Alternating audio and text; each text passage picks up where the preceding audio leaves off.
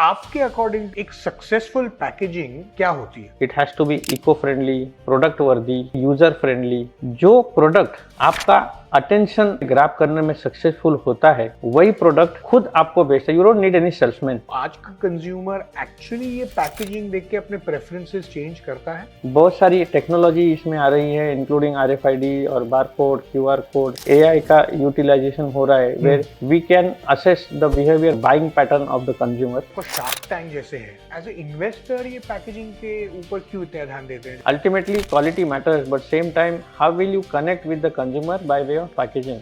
DPP करके एक regulation आने वाला है, digital product passport. Product life cycle में आपको प्रोडक्ट का पासपोर्ट होना जरूरी है, उसका इंफॉर्मेशन आपको डिजिटली कंज्यूमर को प्रोवाइड करना is mandatory. Smart packaging is also use for milk pouches. Smart packaging में ऐसा ऑप्शन है कि अगर आप पैकेजिंग में उसके बाहर अगर लेबल लगा देते हैं, एक पर्टिकुलर लाइफ होने के बाद में वो लेबल का कलर चेंज हो जाएगा। Without opening the pack you can tell whether it's that it is fresh or it has started degrading. Hello Shekhar Ambedkar ji and welcome to expert talk with Bhavya Desai. कैसे हो आप? I'm doing good, Bhaveji. Thank you so much for inviting me on this forum. Thank you so much, really appreciated. So आज का conversation काफ़ी interesting है क्योंकि मुझे ऐसा लगता है कि आपके एक्सपीरियंस और आपके जो बेसिकली पोजीशन है वो पोजीशन से मुझे ऐसा लगता है कि बहुत सारे लोग, स्पेशली जो लोग डिज़ाइनिंग, प्रोडक्ट डेवलपमेंट और ये सब पैकेजिंग में हैं, उनको काफ़ी हेल्प मिल सकती है। तो पहले तो मैं बता दूं कि ऑफकोर्स आप डेप्यूटी डायरेक्टर हैं IIP के, जो है Indian Institute of Packaging. So it's a very important position as well. So इसीलिए I really I am looking forward to ये conversation because as I said कि काफ़ी हेल्प हो सकती है and also exciting to learn from your perspective के packaging और designing कैसे होती है। सो सबसे पहले पहला सवाल तो दर्शकों के लिए आप बता दीजिए कि what does IIP, Indian Institute of packaging, does? Okay. भारतीय पैकेजिंग संस्थान means Indian Institute of Packaging is an autonomous body under Ministry of Commerce and Industry, Government of India. ये एक स्वायत्त शासी संस्था है और भारत सरकार इसे चला रही है along with of course the industry, packaging and allied industry. We got established in 1966 और ये मुझे अभिमान की बात है कि आज मैं आपके सामने खड़ा हूँ। We are entering into the 60th year of this institute. Wow. With a lot of development, lot of activities. It's one of the apex body by Government of India. And we do various activities in order to encourage the Indian industry, also to promote export and come up with some indigenous packaging designs. Understand. We have certain set of activities such as training and education where we do train people and we have a bouquet of training programs, say from 1 day to 4 years. People who are interested to enroll themselves for a career into packaging industry, जो अभी मैं आपके माध्यम से दर्शक को बताना चाहूँगा कि पैकेजिंग में करियर हो सकता है, ये बहुत सारे लोगों को अभी तक भारत में मालूम नहीं है। However, we are running a course which is 41 years old course. Now we are going to begin with the admission of 42nd batch in Mumbai. People have established wonderfully well by IIP's education and I am really proud that our alumni are literally dominating the packaging segment.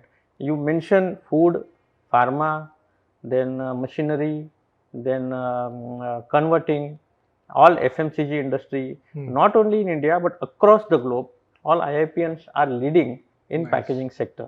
Interesting. So 2 साल का ये course है, उसके बाद में 3 महीने का course है, 18 महीने का कोर्स है, 1 साल का कोर्स है, फिर various executive development programmes for the specific topics like packaging for export or packaging for pharmaceutical industry, packaging for flexibles, then material specific courses. In fact, there is a wonderful course we can also design for packaging of alcoholic beverages. You know, so there are various technical aspects we can cover. Right. We are also promoting a lot of you can say a mission of Make in India or Atmanirbhar Bharat by educating a grassroots level people. अभी various state governments के साथ में हमारे MoUs हमने किए हैं, और Right. उसी कोलाब्रेशन के अंतर्गत हम बहुत सारे सेल्फ हेल्प ग्रुप्स और फार्मर प्रोड्यूसर ऑर्गेनाइजेशंस उनके मेंबर्स को भी ट्रेन कर रहे हैं कि पैकेजिंग से आप अपने प्रोडक्ट को किस तरह से अच्छी तरह पोजीशन कर सकते हैं, और नॉट ओनली डोमेस्टिक और Indian market, you can also get the export market. Right. So everything, मतलब जो भी पैकेजिंग से रिलेटेड है बेसिकली, उसमें ऑफ कोर्स काफ़ी सारे कोर्सेज आपके हैं, और उसके अलावा you are doing a lot of these activities जिसमें लॉट ऑफ सेल्फ इम्प्रूवमेंट हो सकता है, गवर्नमेंट के साथ टाइप हो सकता है। बट मेरी अंडरस्टैंडिंग क्या ये करेक्ट है कि अगर कोई प्रोडक्ट्स भी होते हैं तो प्रोडक्ट आपके पास आते हैं टू वेरीफाई और चेक, और they require Right. Clearances as well from IIP before they hit the shelves? Indeed, because अभी ये ट्रेनिंग जो बोला, that is only one vertical. Okay. We have various other activities such as testing and quality evaluation, Right. then research and development, consultancy and projects, where we have to certify that the packaging is right and as per standard. Okay. तो ये काम हम लोग consultancy में करते हैं, ये काम हम टेस्टिंग और क्वालिटी वैल्यूएशन में करते हैं। We are also, and as I mentioned, कि we are also a apex body for export packaging. India से जो भी एक्सपोर्ट होता है, there are certain products which are categorized as dangerous goods or hazardous in nature. उनके लिए you must have to have a UN certificate without which you cannot export the product. अच्छा। India में we are authorized by Government of India to conduct and issue UN certificate. So एक बहुत बड़ा योगदान हमारा भारत के एक्सपोर्ट के लिए है, ऐसा मैं मान सकता हूँ।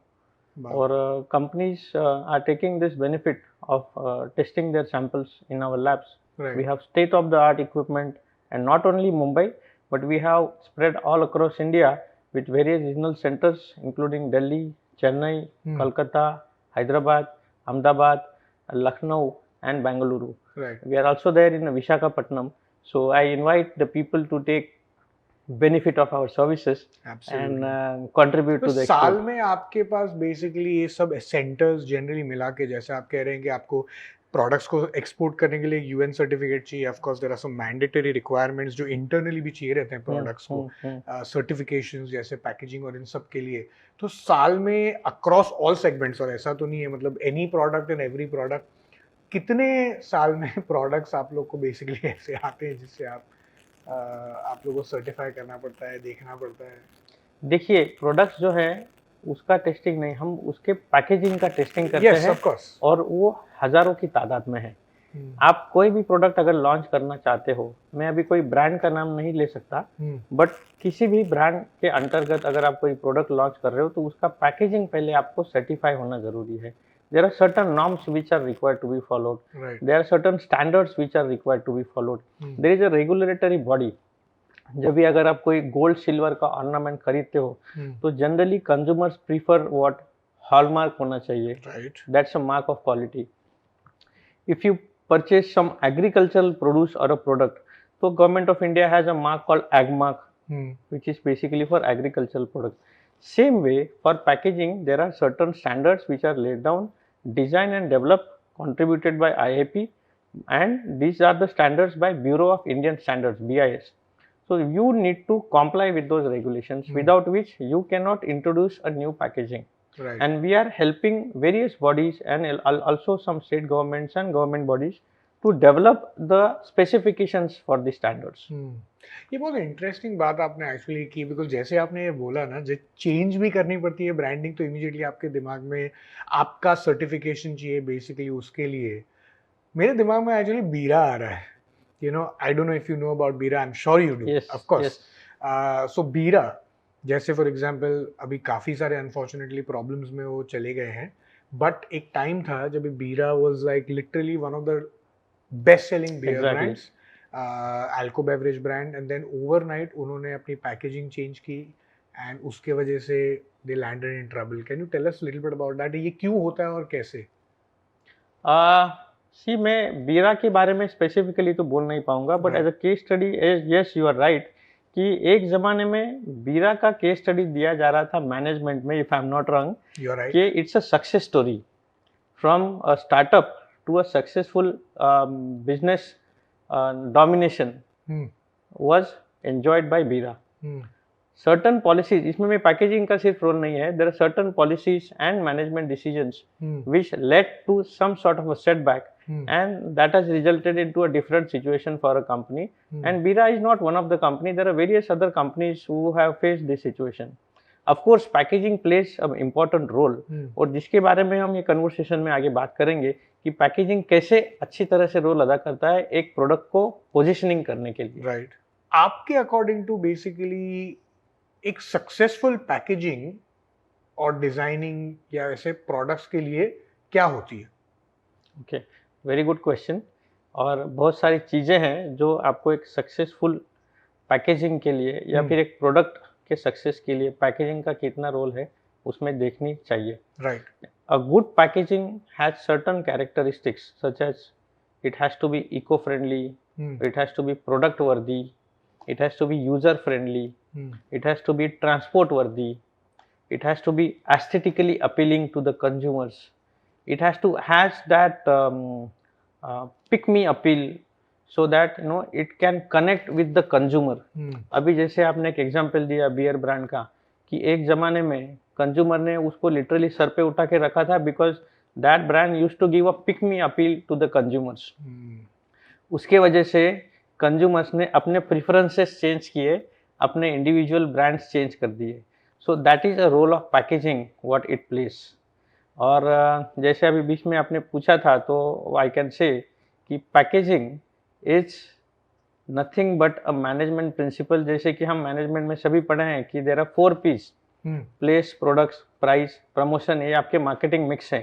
सो packaging itself is another 5th P I can say which is a part of marketing mix because packaging sells the product. At the end of the day अभी आप भी जान रहे हो आज का जो कंज्यूमरिज्म है और ग्लोबलाइजेशन हो रहा है उसमें lot of private labels are entering into market, lot of new brands are coming into market. I think prior to this we discuss about some protein powder brand. Right. So it is nothing but a private label. We call it as a private label, which is a brand itself. However, it is not established brand. That is called as private label. तो उसमें packaging का role जो है वो आपको positioning के लिए बहुत मायने रखता है। आप कोई भी रिटेल स्टोर में जाइए, आप कोई भी सुपरमार्केट में जाइए, आप कोई भी मॉल में जाइए, जो प्रोडक्ट आपका अटेंशन अट्रैक्ट करने में, ग्रैब करने में सक्सेसफुल होता है वही प्रोडक्ट आपको बेचा जाता है या प्रोडक्ट खुद आपको बेचता है। You don't need any salesman because we believe packaging is a salesman and packaging sells. बहुत बार ऐसा भी हुआ है कि यू एज अ कंज्यूमर या फिर हमें जो देख रहे हैं दर्शक एज अ कंज्यूमर उसके इंग्रेडिएंट्स या उसका प्रोडक्ट क्वालिटी जाने बिना वो खरीदते हैं because they feel the packaging speaks with them, interacts with them और communicates with them. Right. So that is the role of packaging. Yeah. No, that's absolutely true. ये बात आप एक्चुअली सही कह रहे हैं बिकॉज जब आप बोल रहे हो तो मेरे दिमाग में एक्चुअली आ रहा था कि even before you purchase a product या उसे यूज या ट्राई करने के पहले उसे देखना, उसे कैसे वो आपको अपील करता है तो वो सटली आपकी बाइंग पैटर्न जो है वो इन्फ्लुएंस करता है definitely. So from that perspective yes for sure. But आपको लगता है कि मतलब आज का जो कंज्यूमर है वो आज का कंज्यूमर एक्चुअली ये पैकेजिंग देख के अपने प्रेफरेंसेस चेंज करता है? इंडीड अभी बहुत सारी कंपनियां ऐसी भी हैं जो स्मार्ट पैकेजिंग लॉन्च कर रही हैं, even in shampoo bottles. Now as we discuss that certain products are high ticket products, उनके कॉस्ट ज़्यादा रहते हैं। Certain products are low cost products, even product cost ranging from 25 rupees to say few hundreds, वो भी अभी smart packaging use कर रहे हैं so that they can understand the consumer buyer behavior. What is the preference of the buyer? How can packaging influence in the mind of the consumer so that they can purchase that specific product? बहुत सारी technology इसमें आ रही है including RFID और barcode, QR code, AI इसमें अभी शुरू हो गया है कि पैकेजिंग के लिए AI का यूटिलाइजेशन हो रहा है where we can judge the or we can assess the behavior of the consumer or the buying pattern of the consumer. उसके हिसाब से कंपनियां अपने पैकेजिंग चेंज कर रही हैं so that they get more business generation और द मार्केट शेयर। इंटरेस्टिंग। कोई ऐसे जैसे आप बोल रहे हैं कि ये प्रोडक्ट्स और ये पैकेजिंग जो अपील करती है कंज्यूमर्स को, वो ऑफ कोर्स काफ़ी इम्पोर्टेंट है। तो कोई ऐसे प्रोडक्ट्स के एग्जांपल बताइए जो अपने ब्रांडिंग की वजह से, पोजीशनिंग की वजह से या पैकेजिंग की वजह से have been really successful. There are various products or in fact the services offered by the industry by way of packaging. अभी FMCG मार्केट, आप कोई भी FMCG प्रोडक्ट लीजिए जो सक्सेसफुल है। मैं अगर आपको बोलूं कि आप आंख बंद करके कोका कोला को मेमोराइज कीजिए, तो आपके सामने आती है एक कर्वेचर शेप वाली bottle with a fizzy Coca-Cola inside and red color cap. That is nothing but a beauty of packaging. मैं आपको अगर बोलूं कि आप एक लेस का चिप्स का पैकेट विजुअलाइज कीजिए, तो आपके आंखों के सामने एक रेड कलर का एक पाउच आएगा या येलो कलर का पाउच आएगा, depending on what flavour you like in less. मैं अगर आपको बोलूं कि आप एक कैडबरी का इमेजिनेशन कीजिए, तो आपके आंखों के सामने एक कैडबरी का सैशे या फिर एक पैकेट नजर आएगा। That is nothing but a packaging. You don't visualize the product taste. What you visualize is the package, and that is how you connect with the consumers. ऐसे बहुत सारे केसेस हैं और जो ब्रांड्स जो है वो पैकेजिंग की वजह से अपने बिजनेस आइडियाज़ को सक्सेस की तरफ लेके जा रहे हैं या मार्केट शेयर में और तेज़ी से आ रहे हैं because of packaging improvement and effective use of Packaging. So interesting है आपने एक्चुअली बोला, बिकॉज जैसे आपने ये बोला कि you don't visualize the product but आप पहले ब्रांडिंग के बारे में सोचते, तो मेरे दिमाग में लिटरली आया एक बत्ती चमकी के, कभी भी मतलब कैडबरी खाने के पहले आप कैडबरी का टेस्ट नहीं आपके याद आता है। आपको एक्चुअली पहले उसका रैपर, उसका वो जो मरून ब्लूइश टाइप कलर है, गोल्डन फॉइल है, वो याद आती है। इंटरेस्टिंग। मुझे एक बात बताइए, अभी ऑफ कोर्स शार्क टैंक जैसे है, तो ये ब्रांडिंग और ये जो पैकेजिंग होती है, ये सब तो ऑफ कोर्स इम्पोर्टेंट है ही नेचुरली, बट एक इन्वेस्टर के लिए, जैसे अभी मैं शार्क टैंक देखता हूँ बिकॉज मुझे काफी पसंद है, ऑफ कोर्स दोनों इंटरनेशनल एंड अपना इंडिया भी, ये लोग क्यों पैकेजिंग एज ए इन्वेस्टर, ये पैकेजिंग के ऊपर क्यों इतना ध्यान देते हैं जब उनको इन्वेस्ट करना होता है पैसा तभी? Very good question Bhavya. Shark tank में भी देखता हूँ और बहुत सारे प्रोडक्ट्स जो वहाँ पे सक्सेसफुली लॉन्च हुए हैं या फिर जो बाय आउट हुए हैं, इन्वेस्टर्स ने उनके ऊपर एक कॉन्फिडेंस दिखाया है, वो इसी वजह से दिखाया है कि you as a startup is entering into a market with some business idea और a product, that time you are confident enough about the quality of the product without which you can not succeed. आप कोई भी सस्ता या low quality product लेके market में ज़्यादा देर तक टिक नहीं पाते हो। तो you should be 100% or more than 100% sure about the quality of what you are going to sell or market. But same time you should position yourself with a better packaging, because at the end of the day what sells is your packaging. If you are entering into a new market with a new product, that is what is called private label, जो अभी हमने बात किया, तो private label segment में क्या होता है कि सबसे पहले तो आपको कंज्यूमर का अटेंशन और उसका ट्रस्ट, कॉन्फिडेंस जो है वो ग्रैब करना है या बिल्ड करना है। There has to be some relation between a new customer and the product, and that relation building आप बिना तो टेस्ट किए वो प्रोडक्ट ले नहीं पाओगे। और टेस्टिंग के लिए आपको पहले कुछ तो कनेक्ट करना है, वो कनेक्ट आपको दिलवाता है packaging. The moment you purchase that product and you consume that product or you utilize the service of the product, you build a rapport and that becomes the buying decision or a repeated buying decision. But before that you should have a connect, which is the only medium that is called packaging. Interesting, because हर एक जो भी आते हैं वो platform पे भी, और वो हमेशा बोलते हैं कि ये है, तो दे ऑलवेज से कि भाई पैकेजिंग आपकी अच्छी है, किसी को बोलते हैं ये पैकेजिंग आपकी ठीक नहीं है, कम्युनिकेशन बरोबर नहीं कर रहे हैं, so that's the reason why they always. Indeed, a brand equity is developed with packaging itself. Ultimately quality matters, but same time how will you connect with the consumer by way of packaging? Understand. Interesting. आप मतलब you are saying this, but मतलब ऐसे भी examples हैं जहाँ पे लोग इतनी ज़्यादा वुड यू कॉल पैकेजिंग पे ध्यान नहीं देते, बट स्टिल बिकॉज उनका प्रोडक्ट एकदम अच्छा है तो that's why also it sells. क्या ये पॉसिबिलिटी भी है, हो सकती है? पॉसिबिलिटी है, वैसे स्टडीज भी हैं, हम्म बट इफ यू लास्ट मी भव्या, अगर आपके सामने दो प्रोडक्ट रखे जाए, यू नेम एनी प्रोडक्ट, आप एक हम्म प्रोडक्ट का नाम बताइए, हम्म तो मैं उसके बारे में कुछ केस स्टडी आपको दूंगा। Anything daily use product. Soap. तो सोप में I will not ask you which soap generally you use, bathing soap, but आपके सामने फॉर एन एग्जाम्पल अगर एक सोप रखा जाए which is probably lux, for an example, I should not name, but for an example, for a say, let us take Lux as a right soap brand, which got positioned itself in the market by quoting कि फिल्मी सितारों का सौंदर्य साबुन। एक जमाने में उसका right ये एक सौंदर्य टैगलाइन साबुन। था कि फिल्मी सितारों का सौंदर्य साबुन, बिकॉज लक्स जो है उसका ब्रांड पोजिशनिंग ऐसे किया गया एक जमाने में कि there are mass consumers, they follow the stars, Film stars। They follow them as an idol. So अगर आपका कोई आइडल है, वो अगर एक प्रोडक्ट यूज कर रहा है, तो by default you start using that product because you get connected with the product.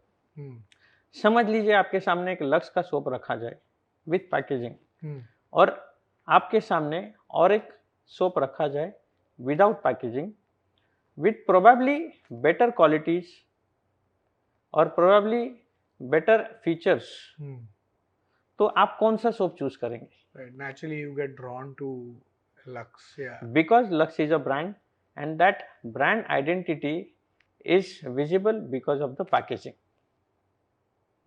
So that's the difference. Got it. आपके सामने अगर मैं कोई चाय पत्ती रख देता हूँ और आपके सामने एक बेस्ट ऑफ द चाय पत्ती जो आप पीते हो रोज का वो रख देता हूँ, मैं ब्रांड का नाम नहीं लूंगा, तो आप पहले प्रीफरेंस दोगे उसी को जो पैकेज्ड है, अनपैकेज को आप प्रेफरेंस नहीं दोगे। सो that's the difference and that's the beauty of packaging. Right, मतलब ऑफ कोर्स ये नेचुरली ये सब काफी आइकॉनिक ब्रांड्स हैं, एंड ये सब ब्रांड्स मतलब कैसे, अभी जैसे फॉर एग्जांपल जैसे आपने कैडबरी का एग्जांपल दिया, ऑफ कोर्स लक्स का एग्जांपल दिया, कोको कोला का दिया, ये सब ओवर द इयर्स अभी मतलब ये एकदम हाउस होल्ड एफएमसीजी नेम हो गए हैं। बट से फॉर एग्जांपल अगर एक नया ब्रांड हो जिसमें जिसने ज्यादा मार्केटिंग या ब्रांडिंग कुछ की नहीं हो उस हिसाब से, मैं क्यों आपको ये पूछ रहा हूँ, बिकॉज एक ब्रांड है जो मुझे उसकी पैकेजिंग आपको दिखानी है। This is very famous, I mean guy who his name is food pharma करके, आई डोंट नो आपको पता है कि नहीं। वो इंस्टाग्राम पे तो काफी फेमस है and things like that, and his claim to fame initially इसके वो इंग्रेडिएंट्स चेक करके प्रोडक्ट्स के उसे एक्चुअली टेस्ट करते थे कि ये प्रॉपर सच में है कि नहीं है and things like that, end of course काफी बड़ी फॉलोइंग है उनकी। तो उन्होंने अभी एक प्रोटीन पाउडर उनका लॉन्च किया है, और वो प्रोटीन पाउडर की पैकेजिंग बहुत इंटरेस्टिंग है। तो मैं आपको दिखाता हूँ वो, और वो दिखाने के बाद मतलब उसके ऊपर थोड़ी चर्चा करते हैं, बिकॉज बहुत अलग और यूनिक है वो। सो ये बेसिकली इनका for all the viewers as well, this is the way protein. I am sure आप लोग देख रहे होंगे तो आपको पता ही होगा फूड फार्मा कौन है, मुझे उनका रियल नेम नहीं पता unfortunately, but he is known as by that name. तो ये उनका वे प्रोटीन है, whey protein concentrate, and this is his product. And आज के तारीख में मतलब जितनी हमारी रिसर्च हमें बताती है, it's supposed to be one of the highest selling whey proteins currently. Okay, so आपको क्या लगता है इनके ब्रांडिंग के बारे में या पैकेजिंग के बारे में? यही तो हम टेक्निकली बात कर रहे थे। जो सब इन्होंने ये जो भी स्टार्टअप हैं या फिर जो प्रोडक्ट मार्केटिंग कंपनी है, जिन्होंने अपने पैकेजिंग में ये सब चीज़ें डाली हैं जिसके वजह से इनका प्रोडक्ट बिकेगा या फिर चमकेगा। सबसे पहले तो ये प्रोटीन पाउडर का प्रोडक्ट है which is a food packaging. Okay, so there are certain regulations for packaging which are mandatorily required to be followed. जैसे कि जो आप पैकेजिंग मटेरियल है, it has to be a food grade packaging. Food safety and standard authority of India करके भारत सरकार की एक agency है, जिनके बहुत सारे नियम और रेगुलेशंस है जो आपको फॉलो करने हैं when it comes to food packaging and food establishments. तो फूड के लिए सबसे पहला नियम कि आपको फूड ग्रेड पैकेजिंग चाहिए। तो ये जो पाउच है इसको हम बोलते हैं stand up pouch, because it stands. एक दूसरा पाउच आता है जो आप देखा जाए तो कि ऑयल के लिए वगैरह रहता है, oil pouch right which sleeps and then you sleeves can stake on it. Right So that is called as a pillow pouch. जो ये स्टैंड कर रहा है इसके लिए इसको हम लोग बोलते हैं स्टैंड अप पाउच। तो एक तो ये स्टैंड अप पाउच है जिसके वजह से ये शेल्फ में स्टैंड करेगा और आपको दिखेगा। So it can grab the attention of the consumer. Number 2, इसमें मल्टी लेयर फिल्म का यूज़ किया गया है। सो मल्टी लेयर फिल्म का काम फूड ग्रेड के लिए बहुत ज़्यादा कारगर होता है, जिसमें अंदर से एक एल्यूमिनियम फॉइल का वो लेयर देते हैं, right so that there are barriers maintained, जैसे कि बाहर का ऑक्सीजन अंदर ना जाए, बाहर का मॉइस्चर अंदर ना जाए।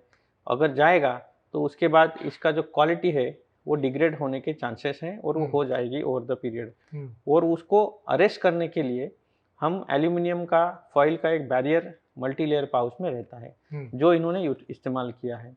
दूसरा चीज़ मैं अभी देख रहा हूँ कि इन्होंने बहुत सारा ब्रांड नेम के जगह पे इंफॉर्मेशन दिया है which is more informative to the consumers. Right Probably this is because of today's change of consumerism. Now buyers are taking, you can say, a cautious decision. आप अगर देखा जाए तो एक ज़माने में बच्चों के जो प्रोटीन पाउडर्स थे वो ब्रांड पे चलते थे। राइट अभी जो है वो पेरेंट्स पहले उसके इंग्रेडिएंट्स देखते हैं, उसमें प्रोटीन कंटेंट कितना है वो देखते हैं, शुगर कंटेंट कितना है वो देखते हैं, whether it will be really helpful for their ward for health improvement वो देखते हैं। तो ये सब इंफॉर्मेशन मैं इसमें देख रहा हूँ rather than having any brand specific. It is moreover informative and which consumers can take a focused decision of buying. Number 2 जिसके बारे में हम बात करने वाले थे, आपने पूछा था कि रेगुलेशंस। तो मैं इस माध्यम के द्वारा दर्शकों को बताना चाहूँगा कि DPP करके एक रेगुलेशन आने वाला है, that is called digital product passport. अगर आपको विदेश जाना है तो पासपोर्ट ज़रूरी है, वैसे अभी प्रोडक्ट लाइफ साइकिल में आपको प्रोडक्ट का पासपोर्ट होना ज़रूरी है। प्रोडक्ट का पासपोर्ट मतलब हर एक प्रोडक्ट का जो इंग्रेडिएंट है और उसका जो मटेरियल वगैरह है पैकेजिंग का, उसका इंफॉर्मेशन आपको डिजिटली कंज्यूमर को प्रोवाइड करना इज़ मैंडेटरी। होपफुली ये जो नियम है वो 2027 तक हो जाएगा मैंडेट, और उससे पहले बहुत सारी कंपनियां अभी अपने जो रेगुलेशन के हिसाब से इंफॉर्मेशन इनकॉर्पोरेट कर रही हैं अपने पैकेजिंग में।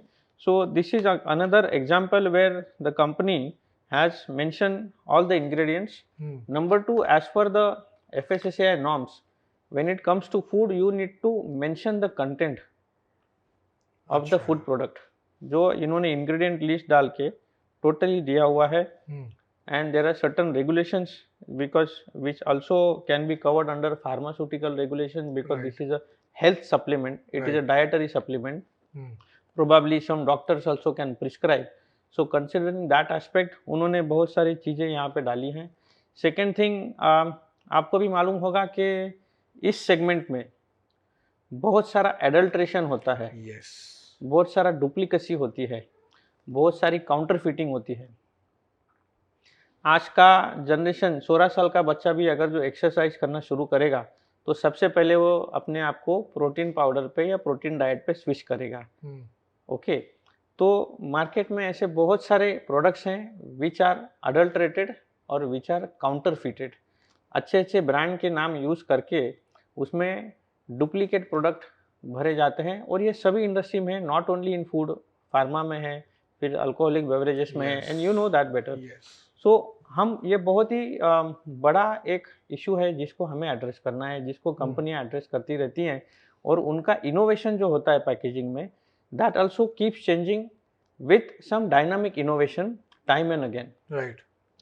तो प्राइमा फेसी में इसको देख के अभी तुरंत इन्होंने एक तो 2 लेयर का सीलिंग दिया है। नंबर 1, उन्होंने ऊपर से एक टियर नॉच दिया हुआ है, वो टियर करने के बाद नीचे उन्होंने एक जिप लॉक दिया हुआ है, सो दैट एरोमा और मॉइस्चर, इससे ये पैक जो है वो सुरक्षित रहे और उसके अंदर मॉइस्चर ना जाए, because the product which is pack inside is a moisture sensitive product. एक बार आप ऑक्सीजन या हवा चली गई तो ये जो प्रोडक्ट है उसका क्वालिटी Contaminate हो डिग्रेड हो जाएगा। जाएगा, कंटामिनेशन शुरू हो जाएगा। दूसरा चीज़ आप देख रहे हो यहाँ पे इन्होंने एक लेबल लगाया है जिसमें क्यूआर कोड जैसा दिख रहा है आपको। Right. So this is a seal of an authenticity where you can just scan from your mobile and check.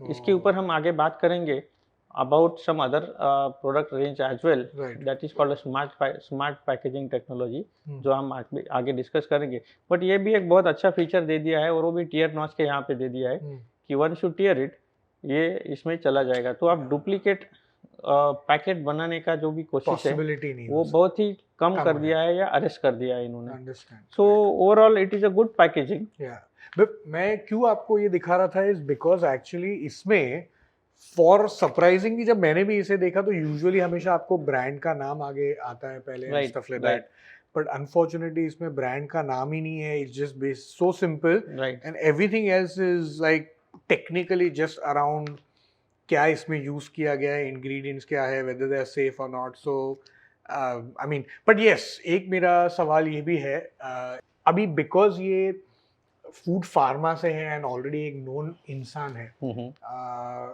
एक नॉन फेमस इंसान अगर ऐसा प्रोडक्ट लॉन्च करे विद ये पैकेजिंग के साथ में और ये ब्रांडिंग के साथ में, तो क्या चांसेस है इसके चलने के? जैसे अभी मैंने बोला भव्या कि अभी कंज्यूमर जो हैं वो बहुत ही फोकस्ड और बाइंग डिसीजंस वाले कंज्यूमर हो गए because of the rise in consumerism, because of rise in per capita income, because of rise in per capita disposable income, right, and because of the rise in the education, people are educated and they are focused on their buying decisions. आपको अगर एक गाड़ी लेनी है तो आपने सोचा रहेगा अपने माइंड की कि मुझे यही ब्रांड की, यही मेक की, यही स्पेसिफिकेशन की गाड़ी लेनी है, and you can not change that decision with influence of any other person. तो same goes with a smaller segment product also. छोटे छोटे बच्चे भी जो हैं उनके बाइंग डिसीजंस अभी परफेक्ट हैं कि मुझे यही चीज लेनी है, और वो ये जो कारण है उसके लिए कि because of all the factors responsible, people are very much concern about what they want to buy, right. And इसी वजह से ये कंपनी जो है उन्होंने बाकी जो best ideal features of packaging जो मैं अभी बोला कि it should be eco friendly और it should be product worthy, it should be user friendly, it should be easy to be seen on the shelves, और it should comply all the regulations, वो सब चीजें incorporate कर दी है। It should be anti counterfeit so that duplicacy can be arrested, तो वो सब चीजें इन्होंने उनको इनकॉर्पोरेट कर दी है। तो इसके वजह से ऐसे प्रकार की जो पैकेजिंग है वो आपका प्रोडक्ट मार्केट में लेके भी जाएंगे और आगे बेचेंगे भी, वर्ड ऑफ माउथ से। यस। इंटरेस्टिंग। ये पैकेजिंग में मतलब पैकेजिंग में भी ट्रेडमार्क और पेटेंट्स होते हैं? यस। पहले तो मतलब ट्रेडमार्क और पेटेंट के बीच में फर्क क्या है? ओके, पेटेंट जो है वो दो प्रकार के रहते हैं पैकेजिंग में, कि आपने एक स्पेसिफिक डिजाइन बना लिया, जैसे मैं एक अभी कोल्ड ड्रिंक के बोतल का एग्जांपल दे दिया, it's that design is patented, कि वो डिजाइन आप कॉपी नहीं कर सकते क्योंकि वो ब्रांड के साथ में कनेक्ट हो गया है। तो एक तो आप अपना पैकेजिंग का डिजाइन रजिस्टर करा सकते हो, that is called a design registration. और आपको अगर लगता है कि आपका ये जो इनोवेटिव पैकेजिंग है ये यूनिक है, ये दुनिया में किसी ने बनाया नहीं है या फिर हिंदुस्तान में किसी ने बनाया नहीं है, तो आप उसका पेटेंट भी अपने नाम पे ले सकते हो। ओके। अगर वो पेटेंट आपको मिल गया तो उसके बाद में कोई वो कॉपी नहीं कर पाएगा, अगर करेगा भी तो उसको आपकी परमिशन की जरूरत पड़ेगी या फिर आप उससे रॉयल्टी ले सकते हो। तो वो होता है पेटेंट। अभी बहुत ही अच्छा एग्जांपल आपने दिया, तो even I would like to mention some success story about this design registration, patent and the packaging success. Daily रोजमर्रा के जिंदगी में आप स्वीट खाते हैं, कोई भी कंज्यूमर, अभी Indians are having sweet tooth, so you prefer sweets. तो बंगाली मिठाई है जो खोया से बनती है, ओके, और उसमें खोया का लड्डू आपने तो चखा होगा। तो खोया का जो लड्डू रहता है जिसका शेल्फ लाइफ 24 घंटे का है, अगर आप कोई स्वीट शॉप में जाएंगे और अगर आप ऐसे मिठाई लेंगे जिसमें दूध, पनीर, खोया इस प्रकार के इंग्रेडिएंट्स हो, तो उसका जो शेल्फ लाइफ रहता है वो 24 घंटा रहता है। आपको शॉप ओनर बताएगा कि आप 24 घंटे में खा लीजिए, कंज्यूम कर लीजिए। उसका कारण यह है कि 24 घंटे के बाद में अगर आप उसको ऑर्डिनरी एटमॉस्फेयर में रखते हो तो उसमें डिग्रेडेशन होना शुरू होता है, उसमें बैक्टीरिया फॉर्मेशन शुरू हो जाता है, राइट, जो आपको अपनी आंखों से नहीं दिखेगा। We need to do the microbiological studies to analyse and assess the bacteria formation. तो कभी कभी क्या होता है कि ये मिठाई जो है ओवर द पीरियड रहती है और आपको कभी शायद स्वीट शॉप वाला ना बोले या फिर आपके घर में पड़ी रहेगी और आप गलती से उसको खा ले उसका बीमार शेल्फ पड़ लाइफ जाए। खत्म होने के बाद में। तो भले वो मिठाई आपके लिए पसंदीदा हो, but that will work as a threat to your life. Of course. उसको हमने एड्रेस करने के लिए एक पैकेजिंग डिज़ाइन बनाया था। हमने ये काम वेस्ट बंगाल गवर्नमेंट के लिए किया था। जब भी वेस्ट बंगाल गवर्नमेंट ने हमें कुछ प्रोडक्ट्स दिए थे पैकेजिंग डिज़ाइन करने के लिए, तो हमने इसमें बहुत सारी टेक्नोलॉजी आते हैं, जिसमें एक टेक्नोलॉजी है जिसका नाम है मैप, एमएपी। एमएपी मतलब मॉडिफाइड एटमॉस्फेयर टेक्नोलॉजी, जिसमें हमने एक थर्मोफॉर्म कंटेनर, जिसका एग्जिस्टिंग पैकेजिंग चेंज करके एक थर्मोफॉर्म कंटेनर लिया। उसके साथ हमने दूसरा एक काम ऐसा किया कि उसमें हमने कैविटी क्रिएट किया, जिससे हर एक लड्डू जो है इसका एक दूसरे से संपर्क ना आए, क्योंकि आपको भी मालूम रहेगा कि ट्रांजिट में डैमेज हो जाता है। तो वो ट्रांजिट डैमेज रोकने के लिए हमने कैविटी क्रिएट किया so that each laddoos are separated from each other. Then in MAP technology we flush nitrogen gas inside so that जो शेल्फ लाइफ आपका 24 घंटे का है, जो लड्डू आपका 24 घंटे के बाद खराब हो रहा था, वही लड्डू का शेल्फ लाइफ हमने 24 घंटे से 7 दिन तक कर लिया। The freshness was retained for 7 days in place of 24 hours. Wow. Now coming to the design part or the patent part, Bengalis prefer their product, one of the product which is a product of their soil, that is called nolen गुड़। खजूर का गुड़ रहता है वो जो खजूर से गुड़ बनाते हैं और तो थोड़ा semi liquid semi solid form में आता है। तो उसका एक खूबियत ऐसा है कि वो जो गुड़ है वो 24 घंटा या 48 घंटे में क्रिस्टलाइज हो जाता है। यस। और 48 घंटे के बाद फिर उसको आप कंज्यूम नहीं कर सकते, because it doesn't retain the liquidity. तो उसके लिए फिर हमको ये प्रोडक्ट दिया गया विथ अ कंसल्टेंसी और a project to design and develop a packaging. और हमने बहुत सारे उसके लाइफ साइकिल एनालिसिस और उसके शेल्फ लाइफ स्टडीज़ करके उसके कैरेक्टर को स्टडी किया और उसके माइक्रोबायोलॉजिकल स्टडी किया, और वो सब करने के बाद में we have developed a patented technology and a packaging which was in a lami tube with various technologies utilized in such a way that shelf life of that nolen gur or khajur ka gur was extended from 2 days or 48 hours to 21 days. 21 दिन तक हमने उसका shelf life retain करके रखा with a unique technology, और वो जो packaging है लैमी ट्यूब वो हमने पेटेंट रजिस्टर कर दिया। तो वो पेटेंट अभी आईआईपी के नाम पे, बहुत सारे पेटेंट्स हमने रजिस्टर कर दिए हैं। One of them is the packaging design for Nolen Gur. Understand. And what is the difference with trademark? Trademark is basically for your brand. Okay. Your IP. तो IP का आप ट्रेडमार्क रजिस्ट्रेशन करा सकते हो, वो आपको रेगुलरली रिन्यू करना पड़ता है। That trademark you will get it for a specific time duration which you need to renew. If you will not be able to renew in that time after the expiry of the date, there are chances others might copy that trademark and you will have nothing to compete against them in that case. Understand. And ये patent कराने का basically process क्या है? सब कहते हैं कि वो काफी एक्सपेंसिव होता है. Is that true? Patent is now very simple process. There are lot of innovators in India. Bharat में बहुत अच्छा इनोवेशन हो रहा है. सो इनोवेटर्स जो है वो अपना डिजाइन या फिर टेक्नोलॉजी जो है वो पेटेंट करा रहे हैं. देयर आर ट्रेडमार्क अटर्नीज या पेटेंट रजिस्ट्रेशन ऑफिस, जहाँ पे आपको अपना डिज़ाइन विथ द जस्टिफिकेशन बेच के आप अपना पेटेंट रजिस्टर करा सकते हो.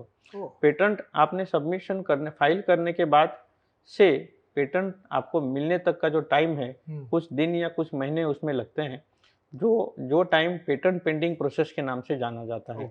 उसके बाद आपको पेटेंट अवार्ड किया जाता है, तो वो पेटेंट आपके नाम पे रहेगा. Understand. इसमें एक फॉरेन पेटेंट भी रहता है, that is called international patent, क्योंकि आपने अगर कुछ टेक्नोलॉजी या डिज़ाइन यहाँ पे बनाया जो भारत में सीमित है, जो बाहर सीमित नहीं है, अगर आपको इंटरनेशनली ये डिज़ाइन का राइट्स लेना है या फिर ये पेटेंट लेना है टेक्नोलॉजी का, तो you can also apply for international patents. Understand, right. ये डिजाइनिंग, पैकेजिंग और इसमें भी मतलब काफी कॉमन होता है कि लोग काफी पेटेंट कराते हैं, कि ओनली जैसा आपने एग्जांपल दिया जैसे बंगाल स्वीट्स का या बंगाली स्वीट का, तो देन एकदम यूनिक कुछ प्रोसेस हुआ तो ही लोग करवाते हैं। पेटेंट में कैसा है कि आप अगर कॉन्फिडेंट हो कि this design is indigenous and there is nothing of this sort, and you can patent it on your name because you have a threat that someone will easily copy and it should not be easily copied, तो आप patent register करा सकते हैं। Understand, interesting. But ये easy होता है in designing, because designing packaging में मतलब it's still very difficult, right? Because there is only so much that you can actually do. See, there is lot of innovation happening in package design, so generally people don't patent unless it is so much indigenous or innovative. Design registration भी बहुत सारे लोग नहीं करते हैं because most of the times designs are common, though only the format changes. So with that, even if you design something which is probably a design of a chip packet or probably which is a label design for an alcoholic product, which can change with some minor changes. So getting it design registered will not be of that much help to you. Right. वो case में बहुत सारे लोग नहीं करते, but आपको अगर confident है कि ये इनोवेटिव है तो आप करा लीजिए डिजाइन रजिस्टर, वो आपके फायदेमंद रहेगा। Quite interesting. ये ऑक्सीजन बैरियर जो आपने बोला वो क्या होता है? ऑक्सीजन बैरियर मतलब क्या होता है कि कुछ प्रोडक्ट जो है वो सेंसिटिव रहते हैं जी। तो अगर उसका ऑक्सीजन के साथ में कांटेक्ट हो गया तो उसकी जो ओरिजिनल क्वालिटीज हैं, कैरेक्टरिस्टिक्स हैं, वो डिग्रेड होना शुरू हो जाते हैं। तो वो यूजुअली लेकिन is like number of times के हिसाब से होता है और how long it is been exposed, ऐसा होता है? How does it work? अभी जैसे कि प्रोटीन हो गया या फिर अभी जैसे कि शुगर हो गया या सॉल्ट हो गया, आपने देखा रहेगा कि अगर आपको सॉल्ट को ज़्यादा देर तक ऑक्सीजन के साथ में कांटेक्ट में रखा तो हाँ, same goes with your sugar as well as chips. अगर आपने चिप का पैकेट खोल दिया, ज़्यादा देर आपने उसको, क्योंकि वो नाइट्रोजन फ्लश रहता है, हम जो भी बोलते हैं कि चिप्स के पैकेट में हवा नहीं, वो नाइट्रोजन रहता है, because that maintains the crispiness of the chips, because it's a fried item. अगर आप वो एक बार खोलोगे तो उसका ऑक्सीजन के साथ में कांटेक्ट आना शुरू हो जाएगा और उससे जो है उसका ओरिजिनल क्वालिटी है, कैरेक्टरिस्टिक्स है, वो बदलना शुरू हो जाता है। So there is a science behind it, there is an engineering behind it. Interesting. तो ये नाइट्रोजन जो बेसिकली पैक्ड होता है, ऑफ कोर्स ये फूड ग्रेड नाइट्रोजन होता है, जिस naturally doesn't impact the quality of the food, right? और इज देयर आल्सो उसमें मतलब अलग-अलग grade? it retains the properties, original properties of the product, but it's not harmful in any no way. It is not harmful at all. Interesting. ये packaging जब भी आप basically कोई भी प्रोडक्ट के लिए लेते हैं, सो से and what are the 5 things that you need to keep in mind अगर आप डिजाइन कर रहे हैं आपकी पैकेजिंग? तो अभी आज के डेट में अगर आप मुझे पूछे तो there are various aspects you must cover in packaging. Number 1 is product friendliness. अभी हम लोग बात किया कि प्रोडक्ट फ्रेंडलीनेस मतलब अगर आप वो प्रोडक्ट के कैरेक्टरिस्टिक्स रिटेन ना कर पाओ तो packaging is a failure. So first you should study the features of the product कि प्रोडक्ट्स के क्या गुण हैं। अगर उसको कोई अटैक करता है तो वो पैकेजिंग आपका जो है वो कारगर साबित नहीं होगा। So your packaging has to be design considering the product features, number 1।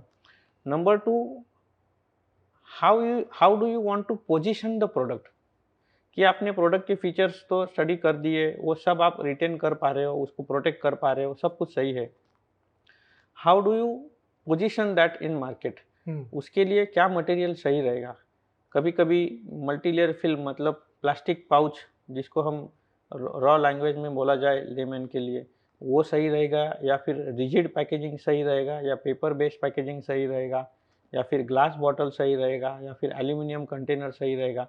ऐसे बहुत सारे टाइप्स है पैकेजिंग मटेरियल में, paper, paper board, tin plate, metal, aluminium, glass, flexible, rigid, बहुत सारे प्रकार है। तो उसमें से आपको बेस्ट मटेरियल चूज करना है जो आपके प्रोडक्ट को कॉम्प्लीमेंट करे। दूसरा चीज़ है कि आप उसको ब्रांड कैसा कर रहे हो, उस पे ग्राफिक्स कैसा कर रहे हो। सेम टाइम जैसे अभी हमने बोला रेगुलेशंस का बात की, कुछ-कुछ फूड प्रोडक्ट्स में या बाकी सारे प्रोडक्ट्स में you have to follow the law of the land, you have to follow the market regulations. So वो रेगुलेशंस के हिसाब से you have to follow the labelling regulations कि ये इंग्रेडिएंट्स का आपको मेंशन करना ज़रूरी है। वो सब चीज़ें आप लिख सकते हो क्या? वो सब चीज़ें आपको देखना पड़ेगा। सेम टाइम पे that needs to sell, consumer used to feel connected और there has to be a communication between consumer and the product. वो चीज़ें आपको पैकेज में डालना ज़रूरी है। अभी आज का ज़माने में circular economy is a new trend where you need to consider the eco friendliness of the packaging. 2003 अभी ईयू रेगुलेशन आ रहा है, there are what lot of guidelines और there are lot of EPR guidelines which you must be aware about, that is called extended producers responsibility. हर एक producer को अपने दिए गए प्रोडक्ट का और उसके पैकेजिंग का और उससे होने वाले वेस्ट मैनेजमेंट का जिम्मेदारी लेना ज़रूरी हो गया है और वो जिम्मेदारी उनको ही उठाना है, कंज्यूमर को नहीं। तो जैसे कंज्यूमर को हम रिस्पॉन्सिबल रखते हैं कि वो वेस्ट मैनेजमेंट या वेस्ट डिस्पोजल के बारे में जानकारी रखे और जिम्मेदारी से डिस्पोजल करे, सेम वे प्रोड्यूसर्स या फिर मार्केटियर जो है उसका भी उतना ही जिम्मेदारी है, जो अपना प्रोडक्ट मार्केट कर रहा है उसके पैकेजिंग वेस्ट का जिम्मेदारी वो उठाना जरूरी है। तो उसमें अभी एक रेगुलेशन आएगा ईपीआर गाइडलाइंस के तहत कि आपको 2030 तक entire packaging has to be recyclable. अभी हम लोग सर्कुलर इकोनॉमी के तरफ तो बढ़ रहे हैं, जैसे कि we are using lot of guidelines for reduce, reuse and recycle. So lot of products are getting reduced or no, the material is getting reduced. So that is another important factor where you need to minimize the packaging material so that at the end waste becomes minimal. Right. Same time you have to recycle the material. तो आपको design ही ऐसा करना है जो material आपका वापस से recycle हो पाए। 2030 तक 100% रिसाइकलेबिलिटी आपके प्रोडक्ट का जिम्मेदारी ईपीआर गाइडलाइंस में आएगा। ये तीनों के बीच में बेसिकली डिफरेंस क्या है? जैसे मोस्ट ऑफ द प्लेसेस जैसे हम देखते हैं हमेशा रिसाइकल होता है, बहुत जगह पे अपना रीयूज होता है एंड ऑफ कोर्स सस्टेनेबल होता है। तो ये तीनों के बीच में मतलब पैकेजिंग के टर्म्स में क्या फ़र्क है? Sustainable packaging is a packaging which can follow the guidelines of circular economy, जिसमें कि 3 R's आते हैं, that is reduce, reuse and recycle. बहुत सारे पैकेजिंग पे आपने पीछे देखा रहेगा कि एक सर्कुलर या ट्रायंगुलर शेप RRR लिखा रहेगा, that is nothing but reduce, reuse and recycle, where you need to reduce the consumption of the packaging material. जितना कम मटेरियल लगे उतना आपका उसमें वेस्ट कम होगा। दूसरा चीज reuse, you need to reuse the existing packaging so that नया पैकेजिंग आपको खरीदना ना पड़े या फिर उसको मैन्युफैक्चर ना करना पड़े, and that will end up saving the material and the waste at the end. And recycle means you need to again recycle that packaging. Alcoholic beverage में जैसे आपको मालूम रहेगा कि lot of beer bottles are getting recycled and reused again for the production. Same goes for other products as well. Certain products, in case of food products or other FMCG products, packaging has to be reused and it has to be recycled. मैं company का नाम लिए बिना आपको एक case study बताना चाहूँगा कि एक पेंट इंडस्ट्री में आप जब भी घर को या बिल्डिंग को, कोई भी इमारत को पेंट करते हो तो आप पेंट के लिए कंटेनर लेके आते हो, जिसको हम पेल बोलते हैं, कंटेनर, प्लास्टिक कंटेनर्स बोलते हैं, HDP या फिर। तो वो कंटेनर जो थे, आप जैसे ही आपका पेंट हो गया तो जनरली आप एक कंटेनर क्या करते हो, फेंक देते हैं, रीयूज करते हैं, या फिर कोई हाउस होल्ड यूज के लिए रीयूज करते हैं अगर लगा तो, but most of the times वो फेंक देते हैं, या फिर वो स्क्रैप में चले जाते हैं। तो ये ईपीआर गाइडलाइंस के अंतर्गत अभी एक कंपनी ने अपने सारे वेस्ट मतलब यूज किए गए कंटेनर्स को वापस से बुलवाया, कॉल आउट किया, और उससे उन्होंने केमिकल प्रोसेस से वॉशिंग करके वही कंटेनर से वापस से सेकंड ग्रेड प्लास्टिक बनाया, जिससे उन्होंने वापस से कंटेनर्स बनाए। So that's a very good example of reuse and recycle, right? So that at the end of the day we who will take care of the mother earth?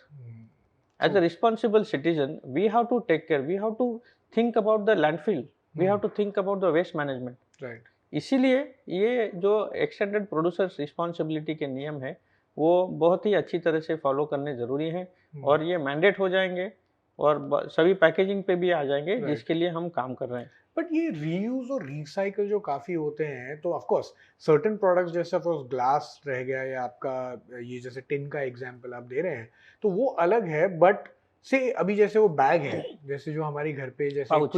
Quick commerce की जो bag आती है, cottons आते हैं, वो कहते हैं आजकल काफी रिसाइकल रीयूज राइट। होते हैं, उनमें से काफी स्मेल आती है, ये क्यों? अभी देखिए जो कार्टन का आप बात कर रहे हो या जी। फिर जो बैग आप बात कर रहे हो, that is nothing but E commerce packaging. ये राइट। नया सेगमेंट अभी आ गया है with the rise in consumerism. E commerce has entered into India and it is taking a wonderful shape. हमें आशा है कि ई कॉमर्स से हम लोग 70% मार्केट शेयर बहुत जल्दी वो कैप्चर करने वाला है, जिसमें e commerce packaging is a different packaging than the existing one because you need to ship the product. The product. So आपका primary packaging will remain as it is. अगर आपको टूथपेस्ट लाना है तो आधे घंटे के अंदर आपके घर में टूथपेस्ट आ जाएगा just on a click of your mobile. But वो टूथपेस्ट का कार्टन और उसके अंदर का ट्यूब जो उसका प्राइमरी पैकेजिंग है वो ऐसे तो नहीं आएगा, उसके साथ में आपको बैग आ जाएगा, एक पेपर बैग। वो जो पेपर बैग है या फिर अगर कुछ आप ई कॉमर्स से मंगाते हो, बहुत सारे पोर्टल हैं, वो पोर्टल से अगर आप मंगाते हो तो कार्टन में आ जाता है। That is nothing but a CFB carton, that is called corrugated fibre board carton. Okay. Corrugated fibre board carton is made out of a recycled paper. और रिसाइकल पेपर का मतलब क्या है कि अगर आप कोई पेपर मिल विजिट करेंगे, रिसाइकल पेपर मिल, तो उसमें आपको दिखाई दिया जाएगा कि जो भी वेस्ट हम फेंकते हैं, जो कचरा हम फेंकते हैं, जो कचरा सुबह कलेक्ट किया जाता है म्यूनिसिपल कॉरपोरेशन की तरफ से या फिर जो भी कलेक्शन होता है, रैक पिकर्स जो कलेक्ट करते हैं, वो रैक पिकर्स या फिर वो जो वेस्ट कलेक्शन है, वो कचरा waste papers are again send back to the recycle paper mill. और वहाँ पे एक ड्यू प्रोसेस होके केमिकल प्रोसेस या वॉशिंग प्रोसेस, और वो प्रोसेस के बाद में उसका वापस से पल्प में कन्वर्जन किया जाता है और वो जो पल्प है उससे वापस से एक पेपर रोल बनता है और उस पेपर रोल से वापस से बोर्ड बनता है, उस बोर्ड से वापस से एक बॉक्स बनता है, जो बॉक्स आपके पास आता है। और that is a very good example of a recycled paper, right, जिसमें आप सर्कुलर इकोनॉमी फॉलो कर रहे हो। सो इसीलिए मतलब बिकॉज वो रिसाइकल रहता है, इसीलिए उसमें से स्मेल आता है। स्मेल डिपेंड करता है कि उसमें कौन से प्रकार का ग्लू यूज किया गया है। तो वो भी सब चीजें टेक्निकलिटी देखना जरूरी है। वो ग्लू का प्रोपोर्शन कितना है, उसके फ्लूट कितने हैं। रिसाइकल CFB में भी देयर इज अ 3 प्लाई। आपने देखा रहेगा कि अगर आप उसका लेयर देखेंगे तो उसमें एक छोटा सा एक फ्लूट रहेगा अंदर। Right, yes. तो उसको हम 2 3 ply, 5 ply, 7 ply, it depending on the thickness के लिए। Yes, thickness also depends on it. There are technical aspects which needs to be covered, such as वो प्रोडक्ट के लिए कितना प्लाई चाहिए आपको। अगर आपका नॉर्मल प्रोडक्ट है, वेट कम है, वो ट्रांजिट में डैमेज होने का ज़्यादा धोखा है नहीं, तो उसके लिए आप 5 प्लाई या 7 प्लाई यूज़ करने का मतलब नहीं बनता है। सो 3 प्लाई में भी कर सकते हैं। So basic consumer products generally अगर आपको ई कॉमर्स पैक बॉक्स खोलेंगे तो 3 प्लाई रहेगा। बिकॉज कॉस्ट इफेक्टिव भी रहता है। So that also adds to the cost to the company as well as to the consumer. Of course, yeah. ये packaging के बारे में जो आप बात कर रहे हैं, तो पैकेजिंग के जनरल लाइक 100% का जैसा अपना अगर 100 रुपए का कॉस्ट हुआ कोई एक प्रोडक्ट का, तो उसमें से पैकेजिंग का इंडस्ट्री नॉर्म क्या होता है यूजुअली जो स्पेंड किया जाता है? पैकेजिंग का जो you mean to say the cost of the packaging, cost like 100 rupees के प्रोडक्ट में कितना परसेंटेज पैकेजिंग पे स्पेंड करती है एक brand? That ratio depends upon the company and how the company sources the material. अभी जैसे कि मैंने एग्जांपल दिया कि रीयूज मटेरियल या रिसाइकल मटेरियल से वापस से पैकेजिंग बनाया, so that saves up to 30% cost और 40% कॉस्ट ऑल्सो। और ये जो अभी गाइडलाइंस आ रहे हैं उससे अगर आप रीयूज करेंगे आपके एग्जिस्टिंग पैकेजिंग या रिसाइकल करेंगे, so that will save from 30 to 40% with in 5 years of the span. Of course आपको शुरुआत में तो उतना सेविंग होगा नहीं, बट 5 साल में अगर आप आपका 40% सेविंग कर रहे हो पैकेजिंग कॉस्ट का, तो that's a big cost you are saving and ultimately that cost you are reflecting to the consumer if you pass it on, that is definitely of course, right. ये materials के बारे में जैसे आप बात कर रहे थे, ये काफी इंटरेस्टिंग है। सो सस्टेनेबल यूजुअली प्रोडक्ट्स में आजकल लाइक क्या टाइप के मटेरियल्स यूजुअली यूज होते हैं? बहुत अच्छा क्वेश्चन पूछा और बहुत हम्म। ही यूनिक मटेरियल अभी आ गए हैं considering the circular economy. Hmm. जैसे कि आपको शायद मालूम नहीं रहेगा कि there are new new materials developed to help the environment. अभी हमने बात किया कि रिसाइकल पेपर से जो है that is right. Eco friendly packaging hmm. Material. We have also developed innovation, we have seen the innovation, seaweed से polymer बनाए गए हैं। आपने देखा रहेगा कि बहुत सारे पैकेजिंग में या पेपर में या प्रिंटिंग में जब लैमिनेशन होता है जिसको ग्लॉसी इफेक्ट आ जाता है, राइट। जो लैमिनेट किया जाता है किसी फिल्म से हम्म। या फिर उसके लिए वार्निश किया जाता है, कोटिंग की जाती है उसके ऊपर। राइट। तो वो कोटिंग जो है that is nothing but a polymer, एक प्रकार का पॉलीमर है वो। तो उसको रिप्लेसमेंट के लिए अभी नए बायोडिग्रेडेबल इंक डेवलप की गई है या बायोडिग्रेडेबल पॉलीमर है, जैसे कि सीवीड से पॉलीमर बनाया गया है। वाह। तो एक एडिबल ऑयल का कैप्सूल जैसा एक पैकेजिंग आता है, hmm. That is made out of seaweed. Seaweed से पॉलीमर एक्सट्रैक्ट करके उससे किया गया है वो। इट इज वाह। 100% environment recyclable, friendly. Eco friendly, it is edible.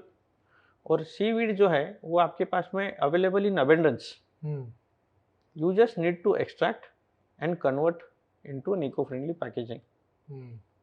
बहुत सारे ऐसे इंक या वार्निशेस कोटिंग्स डेवलप किए गए हैं जो फूड ग्रेड हैं, हम्म। जो पहले फूड ग्रेड नहीं थे, जो हार्मफुल थे ह्यूमन हेल्थ के लिए, अभी वो फूड ग्रेड है, तो उसका यूटिलाइजेशन किया जा रहा है। बहुत सारी जगह पे जैसे अगर आप कुछ इलेक्ट्रॉनिक गुड्स खरीदते हैं या फिर कंप्यूटर या लैपटॉप खरीदते हैं तो उसका पैकेजिंग आपने देखा रहेगा।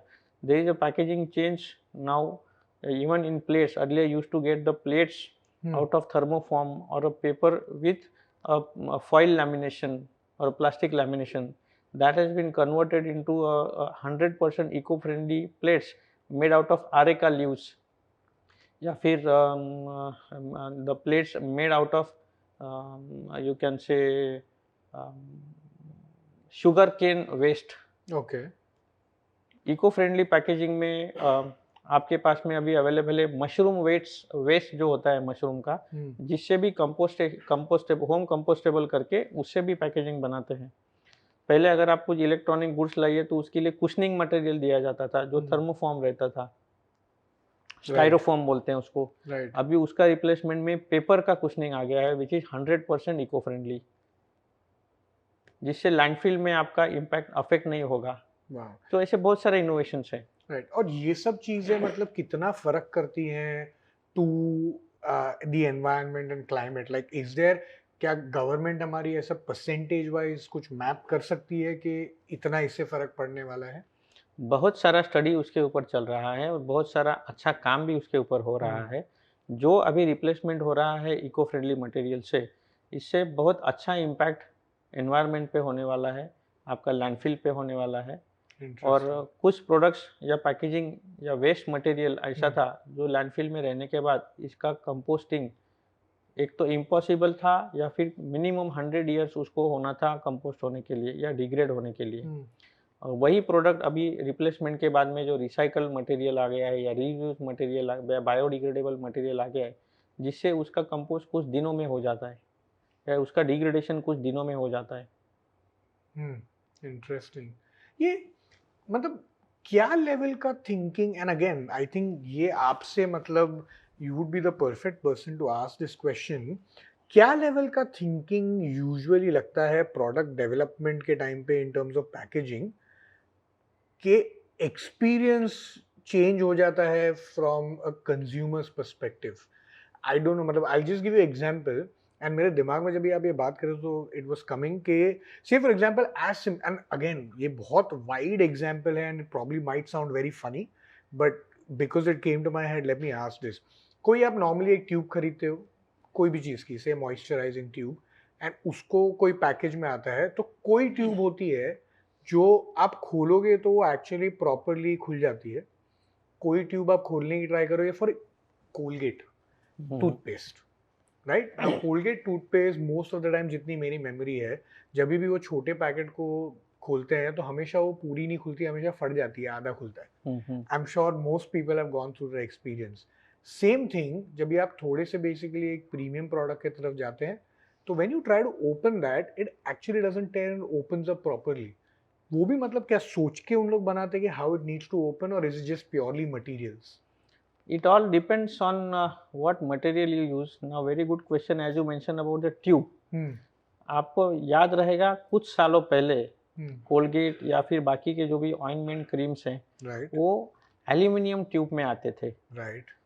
एल्यूमिनियम को हम लोग एक्सट्रूजन का प्रोसेस बोलते हैं, वो एक्सट्रूजन करके उससे ट्यूब का फॉर्मेशन में लाया जाता था। और वो ट्यूब में फिर जो भी है लिक्विड या सॉलिड प्रोडक्ट्स जो है, जैसे कि ऑइंटमेंट्स हुए या फिर टूथपेस्ट हो गए, वो सब भरे या मॉइस्चराइजर हो गए, वो भरे जाते थे। उसके बाद मार्केट में इनोवेशन आने के बाद में उसका रिप्लेसमेंट की तरफ हम लोग जाके लैमी ट्यूब डेवलप हो गए।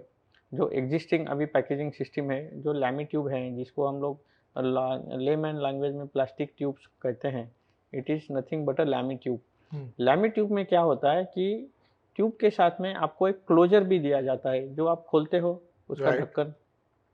तो वो ढक्कन जो है वो उसका डायामीटर के ऊपर डिपेंड करता है कि आप क्या डाया का माउथ आपको रखना है। सर्टन कंपनीज प्रीफर कि आपको it is a meter dose dispensation technology, कि आपको एक बार में कितना मीटर आपका कितना डोसेज बाहर आना चाहिए, राइट। उसके हिसाब से उसका माउथ और उसका जो भी कैप है या क्लोजर है वो डिजाइन किया जाता है। So there is a technology behind it for each and every product and it differs on product to product. Colgate के लिए अलग रहेगा, या फिर कोई मॉइस्चराइजिंग क्रीम के लिए अलग रहेगा, कोई अंडर आई जेल के लिए अलग रहेगा, आई ड्रॉप अगर ऐसा कोई क्रीम है उसके लिए अलग रहेगा। मीटर डोज डिस्पेंसेशन सिस्टम अगर आपको देखना है तो फार्मास्यूटिकल इंडस्ट्री में अगर आई ड्रॉप का मैं अभी बात करूं तो उसमें जो कंटेनर है जिसमें ऑलरेडी उसमें डिस्पेंसेशन टेक्निक ऐसा यूज़ किया जाए कि अगर आप एक बार प्रेस करोगे, भले आप जोर से करो या फिर जेंटली करो, आपको एक बार में एक पर्टिकुलर डोज ही डिस्पेंस होगा। राइट। क्योंकि अगर वो ज़्यादा होगा so that can be harmful.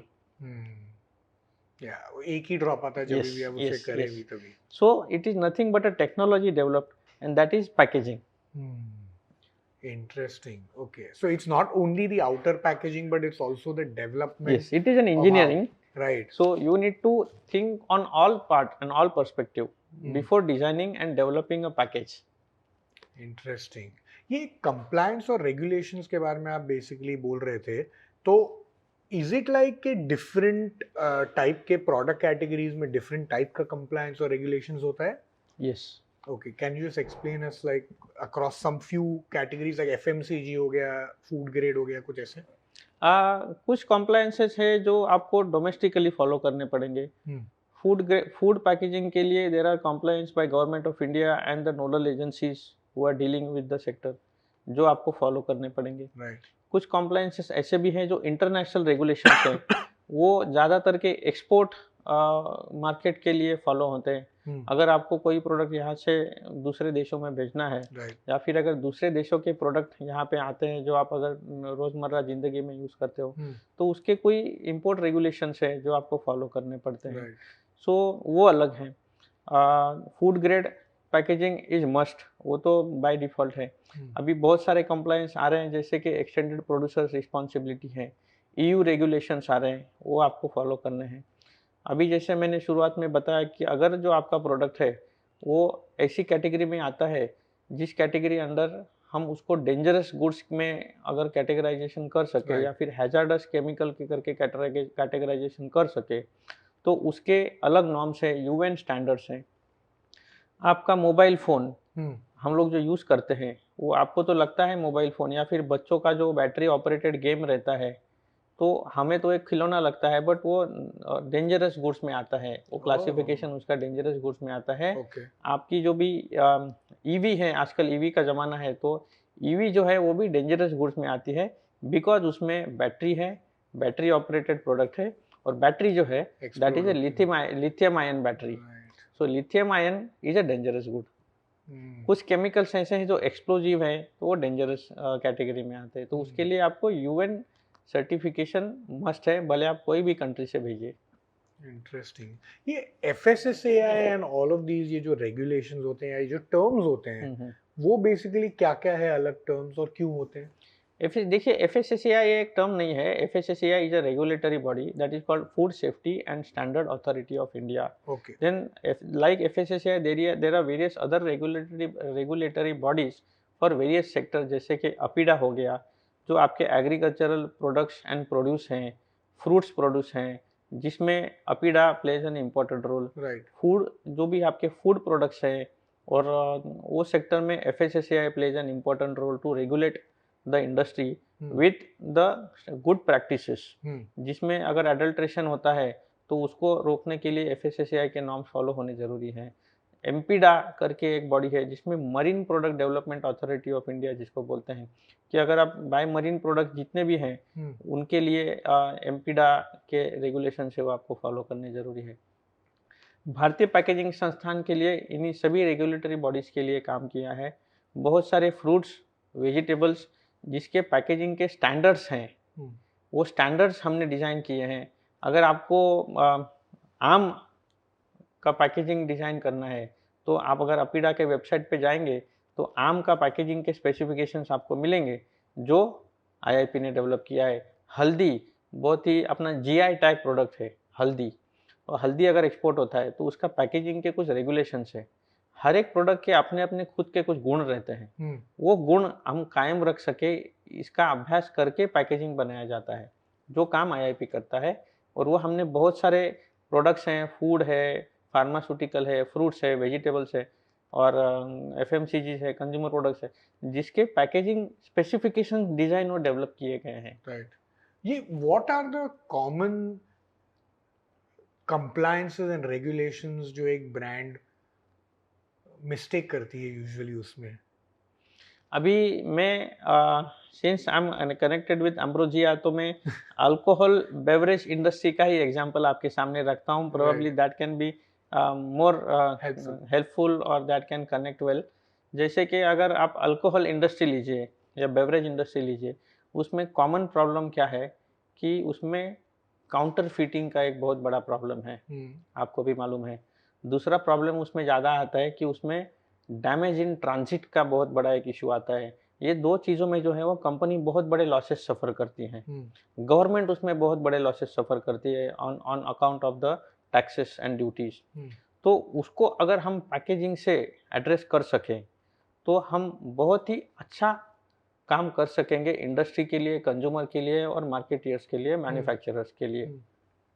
अभी स्मार्ट पैकेजिंग आ गया है, जिसमें अगर आप बॉटल के कैप जो रहता है उसके अंदर अगर आप आरएफआईडी टैग लगा दोगे, तो पॉसिबिलिटी है कि आपका जो भी मैन्युफैक्चरर के तरफ से जो एक बॉटल निकलती है, भले वो बेवरेज की हो या अल्कोहल की हो या फिर बाकी जूस की बॉटल हो, वो एंड यूजर तक पहुंचने तक कितने कितने स्टेशंस घूमी, कहाँ कहाँ हैंडल की गई, और एक बार वो बॉटल खुल गई उसके बाद में अभी एआई, जो आरएफआईडी और एआई का मेल हम लोग मिला के हर एक चैनल पे आपको मोबाइल के साथ अगर कनेक्ट किया गया है तो मैसेज आ सकता है कि ये बॉटल यहाँ पे खुली गई। तो उसके बाद में उसको डुप्लीकेसी हम लोग रोक सकते हैं कि उसमें आप डुप्लीकेटेड प्रोडक्ट भर के वापस से मार्केट में बेच नहीं सकते। बट प्रैक्टिकली ये कॉस्ट वाइज पॉसिबल है, because it naturally putting something like that increases the cost quite a bit as well. See, it depends on the cost of the product and the segment of the product. Okay. If a product which is of premium in nature can afford the cost, which is very minimal, if you want to use a smart packaging, and not only for alcoholic beverages, now I am very glad to share that smart packaging is also used for milk pouches, daily milk pouches. अभी क्या है कि अगर ऐसा कोई food product है या liquid product है जिसके लिए आपको एसेप्टिक पैकेजिंग की ज़रूरत है, अदरवाइज पेरिशेबल प्रोडक्ट्स हैं जो और जैसे मैंने बोला कि शेल्फ लाइफ में इतना पर्टिकुलर आवर्स के बाद में उसका लाइफ ख़त्म हो जाता है, या फिर कैरेक्टरिस्टिक्स जो है वो डिग्रेड होना शुरू हो जाते हैं, उसके गुण कम कम होना शुरू हो जाते हैं। तो उसमें क्या होता है कि एक लेवल पे समझ लीजिए कि एक पाउच में कुछ मिल्क है या फिर अगर स्क्वैश है या जूस है या ऐसे कुछ है जो पेरिशेबल है, ऑक्सीजन के अभाव में उसके गुणधर्म कम होना शुरू हो जाएगा, या फिर ऑक्सीजन के साथ में कांटेक्ट आने से उसके कैरेक्टरिस्टिक्स कम कम होना शुरू हो जाएंगे। स्मार्ट पैकेजिंग में ऐसा ऑप्शन है कि अगर आप पैकेजिंग में उसके बाहर अगर लेबल लगा देते हैं और अगर उसका एक पर्टिकुलर लाइफ होने के बाद में वो लेबल का कलर चेंज हो जाएगा। तो without opening the pack you can tell whether it's fresh or not, realize whether it's that it edible. is fresh or it has started degrading. That is what the smart packaging is all about. So that's the beauty of packaging. ये implement किया जा रहा है ये India में already है, India में already है, इसका इन्वेंशन हो चुका है। लेबल का कलर चेंज होते जाएगा और वो आप बिना खोले हाथ में लेके देख सकते हैं कि ये अंदर का प्रोडक्ट फ्रेश है कि उसका डिग्रेडेशन शुरू हो गया है। This is so interesting. क्या है, मतलब कौन सा एग्जांपल है ये प्रोडक्ट? इसको स्मार्ट पैकेजिंग बोलते हैं। आप इसको मिल्क के लिए भी यूज कर सकते हैं। अभी जैसे मिल्क जो है वो आपको पाउच में भी आता है, कंटेनर में भी आता है और टेट्रा पैक में भी आता है। हर एक depending on the consumers capacity, कोई कंटेनर वाला मिल्क खरीदता है, कोई टेट्रा पैक वाला खरीदता है, तो एक रोजमर्रा जिंदगी के लिए पाउच का भी लेता है जो रोज कंजम्पशन करता है। तो depending on the consumers buying capacity you can change the packaging system. Understand. और ऐसे क्या दूसरे ऐसे कोई इनोवेशंस क्रिएट हुए हैं? दूसरा है यूएसटी पैकेजिंग है। मैं मिल्क का, मैं कॉस्टली प्रोडक्ट का बात ही नहीं कर रहा हूँ। मिल्क पैकेजिंग में यूएचटी करके एक टेक्नोलॉजी है। अभी अगर आपने पाउच लिया, कोई भी मिल्क का पाउच ले लिया, सुबह दूध वाला घर पे एक थैली डाल के जाता है कोई ब्रांडेड कंपनी का, आधा लीटर, 1 लीटर, 2 लीटर, तो उसमें पीछे डेट दिया हुआ रहता है। Since milk is perishable, of course, तो उसमें 1 या 2 दिन का उसको शेल्फ लाइफ रहेगा, बेस्ट बिफोर। इसका मतलब उसके बाद उसका क्वालिटी डिग्रेड होना शुरू हो जाएगा। राइट। तो 2 दिन का शेल्फ लाइफ जनरली रहता है। यूएसटी पैकेजिंग में उसका शेल्फ लाइफ बढ़ के 8 दिन भी हो गया है, 15 दिन भी हो गया है, 21 दिन भी हो गया है। What's so special about this? तो UST is a technology, okay, in which you can increase the shelf life subject to the condition the product should not be in contact with the general atmosphere. मतलब fridge में रहना चाहिए या ऐसे कोई cold? Normal temperature में अगर आएगा, अगर आपने उसको खोल दिया तो जनरल एटमॉस्फेयर में आ जाएगा, ऐसा है। सो इट्स प्राइमरली पैकेजिंग की वजह से वो मटेरियल ऐसा है कि वो उसको longevity increase कर देता है। So you have to develop the system in such a way that you can retain the properties for long run.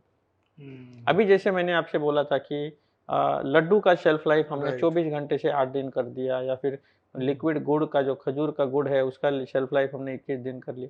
So it is nothing but a technology and packaging material. But packaging material में भी मतलब ऐसा है कि India में usually लोग काफ़ी ऐसे नॉर्म्स भी काफ़ी फ्लॉन्ट करते हैं। लाइक फॉर एग्जांपल जैसे भी ब्रेड जो अपना आता है, ऑफकोर्स जैसे आपने बेस्ट बिफोर बोला तो मेरे दिमाग में आया कि हमेशा आपको जब भी ब्रेड आता है तो उसमें लिखा रहता है कि 2-3 दिन के बाद like best before so and so.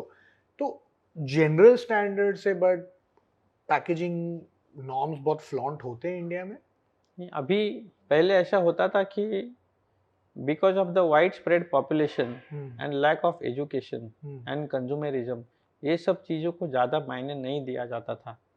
But आज ये बहुत सारे फैक्टर्स है जिसमें एजुकेशन, कंज्यूमरिज्म या फिर रिटेल सेक्टर का बूम और एक्सेस इनकम फॉर डिस्पोजल,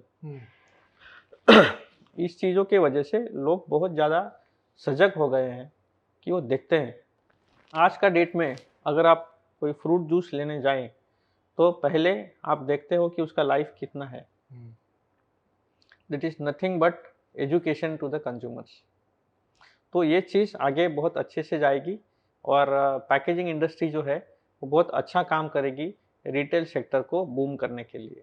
जैसे कि आपने इनोवेशन के बारे में पूछा, बहुत सारे केस स्टडीज मेरे पास में है, क्योंकि हम खुद एक नेशनल रिकॉग्निशन प्रोग्राम करते हैं, इंडिया स्टार, जो भारत भर में नहीं पूरी दुनिया भर में फेमस है, जिसमें भारत के बहुत सारे पैकेजिंग इनोवेशंस हमारे पास आते हैं। राइट। और हम उनको रिकॉग्नाइज करके इंटरनेशनल अवार्ड के लिए भी भेजते हैं।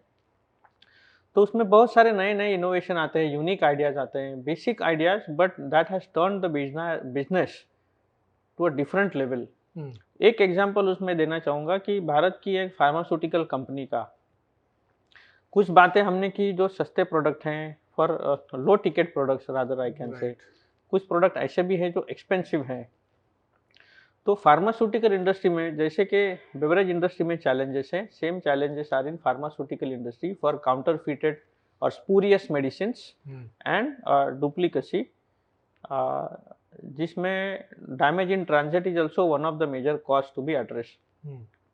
तो वायल्स इंजेक्शन जो है या फिर लाइफ सेविंग ड्रग्स जो हैं वो आपको ग्लास वायल्स में ही आएंगे।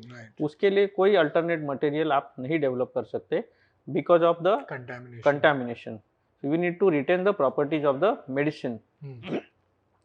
ग्लास वायल का भी एक डैमेज इन ट्रांजिट का बहुत बड़ा प्रॉब्लम आता है for logistic and supply chain. तो भारत की एक फार्मास्यूटिकल कंपनी ने एक कैंसर ड्रग बनाया, और आपको भी मालूम है कि कैंसर जैसे लाइफ थ्रेटनिंग डिसीज जो है उसके मेडिसिन बहुत ही एक्सपेंसिव रहते हैं। कुछ कुछ मेडिसिन जो है वो इम्पोर्टेड ही खरीदने पड़ते हैं, जिसकी कॉस्ट आप एक इंजेक्शन के वाइल का कॉस्ट 5-5 लाख रुपए तक है। बट अभी कुछ अनफॉर्चुनेट इंसिडेंट्स में आप कुछ नहीं कर सकते कि आपको ये मेडिसिन लेना है तो लेना है, फिर लोग कर्जा लेके भी वो मेडिसिन मंगाते हैं।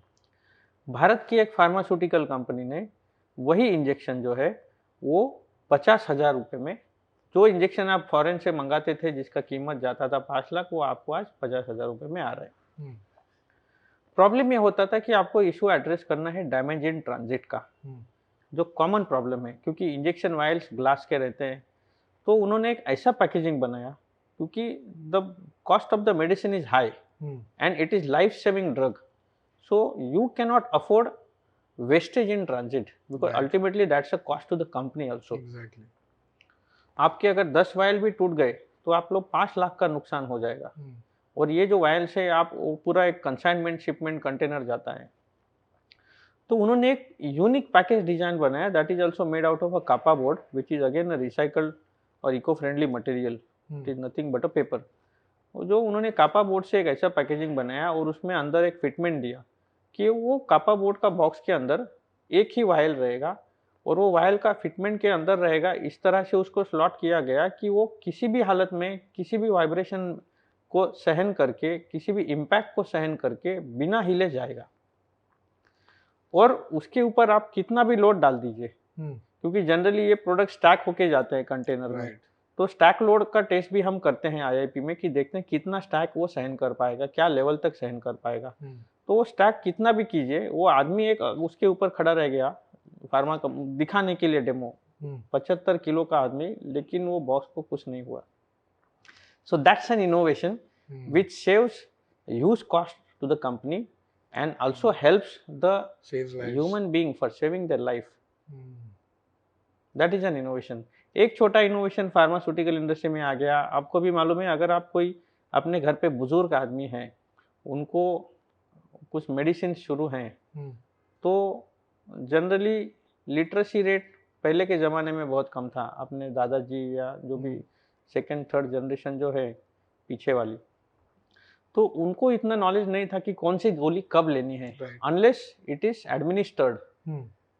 सो उसके लिए अभी तक कोई काम नहीं किया गया था। उसमें एक इनोवेशन, सिंपल इनोवेशन, कि जो आपका स्ट्रिप आता है गोली का, उसके पीछे एल्यूमिनियम फॉइल रहता है, उसमें व्हाइट पैच दे दिया इंक का। आपको कुछ नहीं करना है, सिंपली उसमें पेन से लिखना है ये गोली सुबह दोपहर, आपके लैंग्वेज में लिखिए। डेमोग्राफिकली वी आर ह्यूज, हर एक 100 मीटर पे भाषा बदल जाती है, तो आप अपने लैंग्वेज में लिखिए जो आपके दादाजी को या नाना जी को या नानी जी को पता चले, सो दैट आप राइट मेडिसिन राइट टाइम पे ले सके। क्योंकि एक गलत मेडिसिन आपकी बनती हुई लाइफ भी बिगाड़ सकती है। उसको हम पैकेजिंग से हेल्प करने के लिए ये चीज़ें इस्तेमाल की गई। So that is also an innovation. ये इंटरेस्टिंग आपने एग्जाम्पल दिया, क्योंकि बीच में अभी since I had the surgery for my knee as well, तो मैंने अभी बीच में एक मेडिसिन ली थी which I think it is D3 uprise, I am not sure, maybe I could be completely wrong, but first time मैंने life में पहली बार एक्चुअली उसकी 12 वीक्स की वो स्ट्रिप आती है, राइट। सो जब मैंने पहली बार उसको ओपन किया तो उसमें actually week 1, week 2, week 3, because it is so common sometimes you are supposed to take it for a specific number of weeks. Exactly. And हमेशा मतलब कभी-कभी गड़बड़ होती है कि मैंने ये लिया कि नहीं डोज़ ये लिया। So that's why first time I saw कि उस पे वीक 1, वीक 2, वीक एग्जैक्टली 3 करके ऐसे एग्जैक्टली 12 ये थे 4 के 4 tablets and what you call 3 rows and वो so I think it was that only tablet but nonetheless मतलब इंडीड आपने इट बोला is very good to administer whether you have taken the medicine और not. Right. उसमें और एक innovation, छोटा innovation, कुछ नहीं करना है। जो आपके पास में एक मेडिसिन का स्ट्रिप आता है गोली का, हुँ, अगर आपने मार्केट से हेडेक का कोई पैरासीटामोल का गोली ले लिया राइट। या हेडेक का कोई भी गोली ले लिया, तो स्ट्रिप आता है 10 गोलियों का या 20 गोलियों का या 30 गोलियों का। उसके पीछे आपको एक प्रिंटेड या कोडेड कंटेंट मिलेगा जिसमें लिखा रहता है कि बेस्ट बिफोर मैन्युफैक्चरिंग डेट, उसका MRP right, etcetera etcetera. Right. वो पोर्शन का अगर आपने टैबलेट निकाल लिया तो वो फाइल जो है वो पंक्चर हो जाता है, यस। क्योंकि it is a blister, we call it a blister packaging. Okay. Okay, so blister में पीछे जो है वो एल्यूमिनियम का फॉइल फॉइल रहता रहता है। है, right. So it is a combination of poly and alu. Now some companies have introduced now alu blister where both side there is an aluminum which retains the barrier property. So once you tear it, that portion is gone. It is not visible. So एक बार आपने अगर paracetamol वो side का open करके blister को puncture करके ले लिया, उसके बाद में आप रोज तो पैरासीटामोल लेंगे नहीं। याद नहीं शायद रहेगा। आपको ज़रूरत पड़ी जब भी 10 दिन में, 15 दिन में, 1 महीने में, अगर उसका एक्सपायरी डेट निकल गया है, आप तो मेजर नहीं कर सकते whether you are consuming an expired medicine और no. Right. That is another threat to the life to consume expired medicine. Yes. तो उसके लिए एक छोटा सा इनोवेशन आ गया। एक फार्मास्यूटिकल कंपनी ने क्या किया, हर एक गोली का जो ब्लिस्टर रहता है उसके पीछे छोटा कोड कर प्रिंटिंग किया, जो एक बार होता है manufacturing and expiry date, Right. वो 10 बार कर दिया हर एक फॉइल के हर एक पीछे। गोली का पीछे। सो दैट आपने जहाँ पे पंक्चर कोई फर्क नहीं पड़ता है, till the last medicine, last tablet, you know whether this is expired और not. Right. So that is an innovation. Yeah. I think more than innovation, it's also such an important aspect. Yes, because ये कोई भी चीज़ जो actually expire होती है, सो ये बहुत ही अच्छा एग्जाम्पल भी है बिकॉज मोस्ट केसेस में आपको पता नहीं चलता है कि ये एक्सपायरी डेट Yes, कहाँ है, indeed. व्हाटएवर एंड ये यूजुअली एवरीडे लाइफ प्रोडक्ट्स में ज़्यादा होता है। यस, आपको लिटरली दिखाई नहीं देता कभी कभी and you are trying to find where is right it. Right. That's very So that's the interesting. beauty of packaging, which Yeah. helps the living being, or you can say the human beings, right for a Right. better life. Right. ये compliance के हिसाब से एक और मेरा एक last सवाल था। यूजुअली बहुत सारे इंटरनेशनल कंट्रीज में जैसे हैं, फॉर एग्जांपल जैसे अभी जापान लेते हैं तो उनका एक रेगुलेशन टाइप है कि हर एक बाहर की पैकेजिंग में जो भी आपका प्रोडक्ट है उसका पिक्चर होना चाहिए। सो इंडिया में भी कुछ ऐसा है या नहीं, अभी कुछ नॉर्म्स ऐसे हैं जो अभी आ रहे हैं, जो मैंने डिजिटल प्रोडक्ट पासपोर्ट डीपीपी का बात किया, जी जो अभी 2030 तक कंपल्शन होगा और होपफुली 2027 का एंड तक हमें लाना है यहाँ पे, और कोशिश करेंगे सभी कंपनियां वहाँ पे लेके आने का कि डीपीपी में डिजिटल प्रोडक्ट पासपोर्ट, राइट जिसमें प्रोडक्ट के कंटेंट, पैकेजिंग मटेरियल, Right. वो सब कुछ आना शुरू हो जाएगा, and that will be a very good change. Got it okay. But ऐसा कोई नहीं है जिसमें एक्चुअली पिक्चर जो अपने प्रोडक्ट पैकेजिंग में आना चाहिए, ऐसा कोई कंप्लायंस ऐसा है नहीं? कंप्लायंस मतलब कुछ कंपनियां जो है वो Regulation भी। उसमें क्यूआर कोड डालती है, आपने देखा रहेगा बहुत Of सारे course, जगह पे क्यूआर of कोड course. आते हैं। Right, right. तो QR code is you can scan from your mobile and you can refer all the contents, ingredients and everything. Got it. Okay. Interesting. Great. Thank you so much, Shekhar ji, for such a delightful and interesting conversation. I hope मतलब हमारे माध्यम से काफ़ी packaging के बारे में लोगों को काफ़ी चीज़ें पता चली होगी। मुझे काफ़ी चीज़ें पता चली जो काफ़ी इंटरेस्टिंग है बिकॉज मुझे ये सब बहुत हर एक चीज़ के बारे में जानना, एक्स्ट्रा इन्फॉर्मेशन जो आपको मिलती है वो जानना बहुत मज़ा आता है। तो I enjoyed the conversation. I hope you also enjoyed it. Thank you so much. Thank you, Bhaveji. Indeed, it was an insightful interaction, and I hope the audience likes it. Absolutely. And I look forward to see their comments, whether they are so keen to know more about the packaging and Absolutely. IIP. Thank you so Great. much. Thank you so much.